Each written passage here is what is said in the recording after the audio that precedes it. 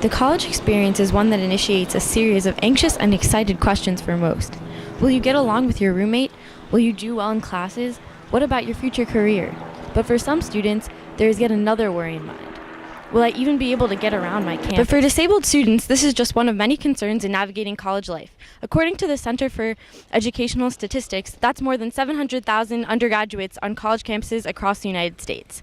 Under Section 504 of the Rehabilitation Act, individuals with disabilities in the United States are not to be subject to any form of discrimination.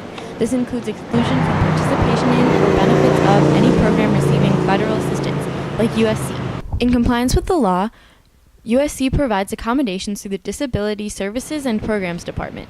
The university also works with an organization called Swim with Mike, which provides scholarships for disabled athletes so that they can continue their education. Accessibility has long been an issue on USC's campus, but after a conversation sparked earlier this year, the university is taking a step by moving the DSP office, which is currently located on the third floor of the Ronald Tudor Campus Center, Not to the only is first it on floor. the third floor, but when you get up there, the doors are very hard to navigate if you're in a wheelchair. USC sophomore Kate Guarino, who is disabled by her cerebral palsy, acknowledges the helpful nature of services provided by the university in bettering her college experience, but she also says that they are not always easily attained. More of that is honestly because of my own attitude, which is what I don't want to let myself miss out on. Disabilities are not the same for everyone, however, and each student may deal with obstacles For me differently. personally, I try not to get bogged down by like the DSP bureaucracy of it all. If I want to do something, I try and do it. It might be a little bit more complicated. It might require a little bit more forethought than things might for some other people.